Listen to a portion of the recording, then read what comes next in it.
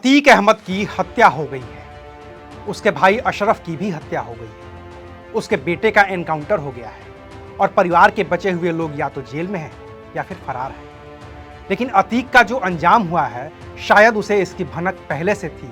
तभी तो अपनी हत्या से करीब 19 साल पहले ही अतीक अहमद ने कह दिया था कि एनकाउंटर होगा या पुलिस मारेगी या कोई अपनी बिरादरी का सरफिरा सड़क के किनारे पड़ा मिलूंगा। नमस्कार, मैं हूं अविनाश और आप देख रहे हैं अनकट। अतीक अहमद ने करीब 19 साल पहले साल 2004 में ही अपनी हत्या की आशंका जताई थी। फूलपुर से साल 2004 में लोकसभा चुनाव लड़ने के दौरान ही अतीक अहमद ने कुछ पत्रकारों से अपने अंजाम की बात की थी। उस वक्त उससे सवाल पूछा गया था कि वह 5 बार का विधायक रहा है, लोकसभा का चुनाव लड़ रहा है, लेकिन अपराधी भी रहा है, तो उसका अंत कैसे होगा। अंग्रेजी अखबार टाइम्स ऑफ इंडिया को दिए इंटरव्यू में तब अतीक अहमद ने कहा था कि सबको पता है कि अंजाम क्या होना है, कब तक टाला जा सकता है, चुनाव लड़ना इसी की जद्दोजहद है। उसी इंटरव्यू के दौरान अतीक अहमद ने अपनी तुलना देश के पहले प्रधानमंत्री रहे पंडित जवाहरलाल नेहरू से भी की थी।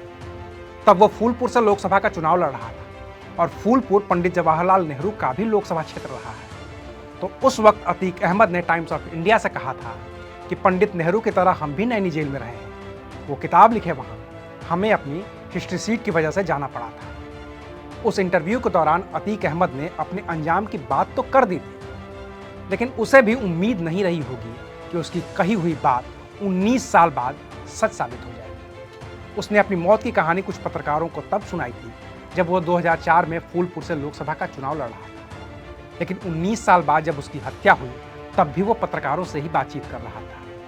बस फर्क इतना था कि 19 साल पहले जब वो पत्रकारों से बात कर रहा था तो फूलपुर लोकसभा चुनाव में समाजवादी पार्टी के उम्मीदवार की हैसियत से बात कर रहा था, और 19 साल बाद जब वो बात कर रहा था तो उमेश पाल हत्याकांड के मुख्य आरोपी के तौर पर हाथ में हथकड़ी बांधे पत्रकारों से बात कर रहा था। और अंजाम वही हुआ जो उसने 19 साल पहले कहा था। उसे गोलियां मारी गईं और वो सड़क पर गिर गया।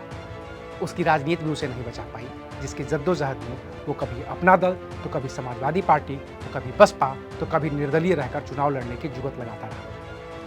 तो आज के लिए बस इतना ही। फिर मिलेंगे एक नई खबर के साथ। देखते रहिए